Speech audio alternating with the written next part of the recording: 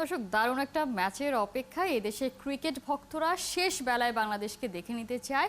আমরা একটু আলোচনা করে নিতে চাই যে আজকের ম্যাচটা আসলে কেমন হতে চলেছে, কেমন স্ট্র্যাটেজি হওয়া দরকার। আমাদের সাথে আলোচনায় এই মুহূর্তে যুক্ত হচ্ছেন সাবেক ক্রিকেটার ইশতিয়াক আহমেদ।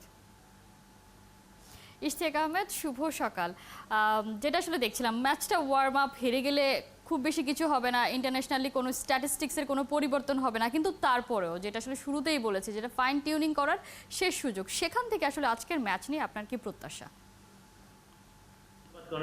আমার মনে হয় এটা একটা একটা সুযোগ। বাংলাদেশ পজিটিভ মাইন্ডসেট নিয়ে যদি যায়, পজিটিভ ফ্রেম নিয়ে যদি ক্রিকেট খেলে, অবভিয়াসলি তারা চেষ্টা করবে যেটা ইউএস এর সাথে যে দুইটা ম্যাচ খেলেছে, immediately two erase that from the mind, because that was disastrous.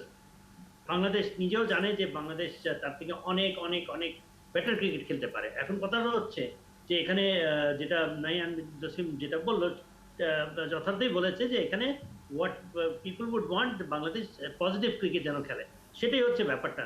Positive intent নিয়ে যদি খেলে, এই খুব শক্তিশালী একটা দল, এদের বিরুদ্ধে যদি ভালো ব্যাটিং নৈপুণ্য দেখাতে পারে, ভালো বোলিং করে তাদেরকে যদি ব্যাকফুটে রাখতে পারে, 4টা 5টা 6টা উইকেট যদি তারা করতে পারে, জেতার জন্য তো অবশ্যই খেলবে, এই ব্যাপারে কোনো সন্দেহ নাই।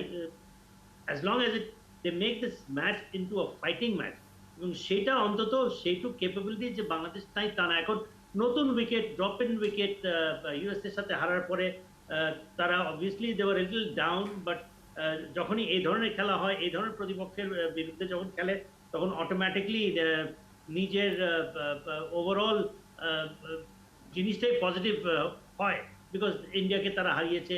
ইন্ডিয়ার সাথে প্রতিবার তাদের একটা লড়াকু মনোভাব নিয়ে খেলেছে, তাদেরকে হারিয়েছে।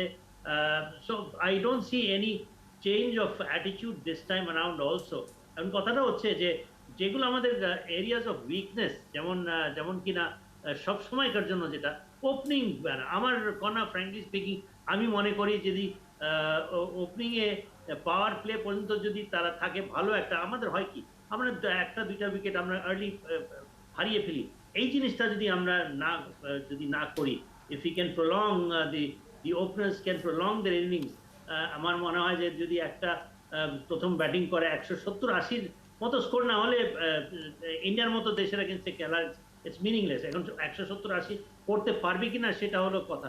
সেটা করতে গেলে আমি মনে করি যে your opening batters must contribute to the score sheet, এবং এখানে যারা ওপেন করবে কারা, I don't know, maybe Shom Sarkar will open, maybe Tanjid Tamim will open. আমি মনে করি যে কোন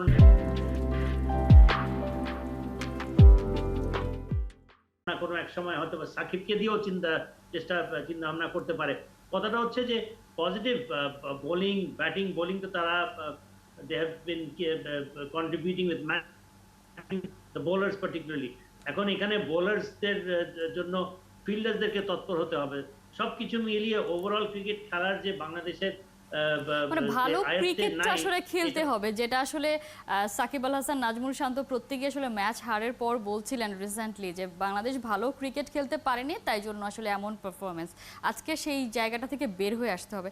যেহেতু ওয়ার্ম আপ ম্যাচ, আমরা কিন্তু দেখেছি ওয়ার্ম আপ ম্যাচগুলোতে আসলে অস্ট্রেলিয়া তাদের চিফ সিলেক্টরকে নামিয়ে দিয়েছে, তাদের ক্রিকেটার সংকট ছিল। অন্যদিকে নেদারল্যান্ডসকে আমরা দেখেছি তারা 10 জনকে দিয়ে বোলিং করিয়েছে। মানে যে 15 জনের স্কোয়াড আছে, চাইলে 15 জনকে ইউজ করা যাবে, সেই সুযোগটা আছে।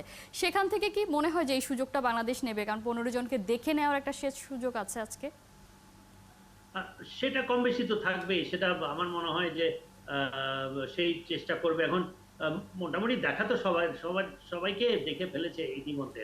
হয়তো আমার মনে হয় যে এখানে তাসকিন হয়তো যদি খেলে, Taskin is the only one who has not been tested, otherwise morale সবাইকে এখানে বোঝা হয়ে গেছে।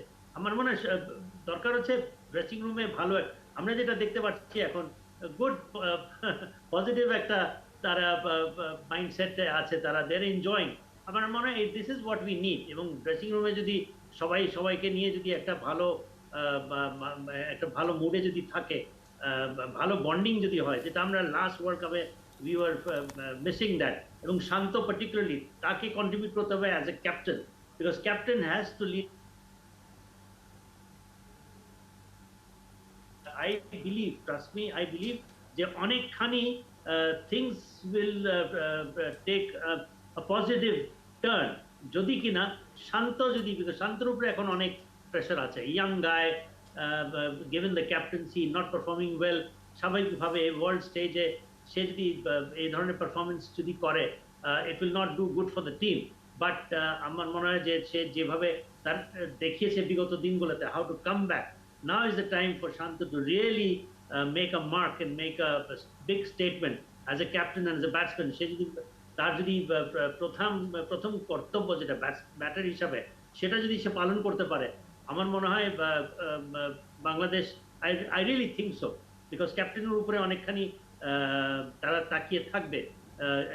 Young guy, he will be motivated. নিশ্চয়ই শান্তর উপর আসলে যে ভরসাটা করা হচ্ছিল বা হয়েছিল, তাকে যখন আসলে প্রফেশনাল পিরিয়ডে ক্যাপ্টেন্সিটা দেওয়া হয়েছিল, সেখানে তো তিনি আসলে ভালো পারফর্ম করেছিলেন, দলকে জিতিয়েছিলেন, আমরা দেখেছিলাম। কিন্তু এরপর যখন তাকে আসলে অফিসিয়ালি দেওয়া হলো, তারপর থেকেই কিন্তু আসলে তার পারফরমেন্সও নিচের দিকে আমরা দেখতে পাচ্ছিলাম। এবং ক্যাপ্টেন্সির যে চাপটা থাকে, এই দেশের ক্যাপ্টেন্সি করতে গেলে নর্মালি যে চাপটা আসলে বয়ে নিয়ে বেড়াতে হয়, সেটা আসলে শান্তকে পেয়ে বসেছে। যদি একটু লিটন দাস নিয়ে কথা বলতে চাই, অবভিয়াসলি এই নামটা আসলে চলেই আসে, কারণ তার উপর সবাই ভরসা করে। সবাই বলে থাকে লিটন যতক্ষণ ক্রিজে থাকেন তাকে দেখতে আসলে ভালো লাগে, কিন্তু সেই লিটনকে আমরা আসলে খুঁজেই পাচ্ছি না।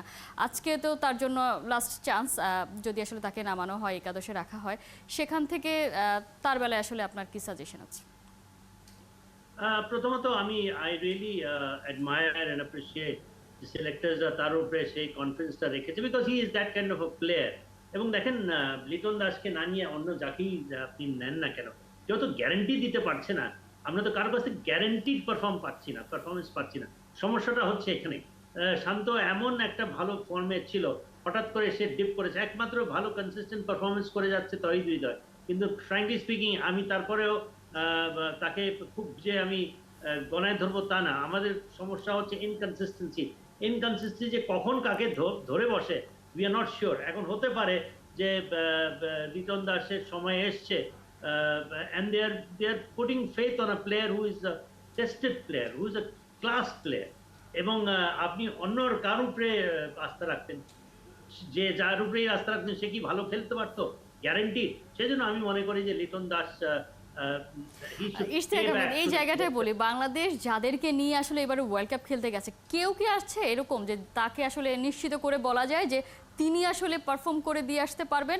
টি-20 ম্যাচ একজন পারফর্ম করে গেলেই আসলে মোটামুটি ম্যাচটা নিয়ে নেওয়া যায়, সেরকম কি কেউ আছে? একজনই আছে আমার মনে হয়, যে মাহমুদুল্লাহ রিয়াদ। সে যে ধরনের একটা ইসের থেকে বেরিয়ে এসছে, এখন পর্যন্ত প্রতিটা ইনিংসে তার কিছু না কিছু একটা, খালি লাস্ট ম্যাচটা করতে পারেনি। Otherwise if you see each and every innings he is making an impact, he is making some kind of contribution. সে আমার মনে হয়, আপনি একমত হবেন আমার সাথে, তহিদ হৃদয়, yes, but Mohammad Riyad is one guy who is more or less making his presence felt in each and every innings. তো সেটাই আমার, সেটা ছোট হোক বড় হোক, অন্তত সে নিজের উপস্থিতিটা সে আমরা উপলব্ধি করতে পারছি। Towhid Hridoy is one. আমার মনে হয় যে আরো we need 3-4 player. Shakib is about time, এরকম বিগ স্টেজে যেখানে তার প্রয়োজন, আমরা তার কাছ থেকে ম্যাচ উইনিং ইনিংস চাই, তার কাছ থেকে মানে একটা ডিপেন্ডেবল ব্যাটসম্যান, যাতে যখন সে ব্যাটিং এর নামে সে শেষ পর্যন্ত যেন থাকে।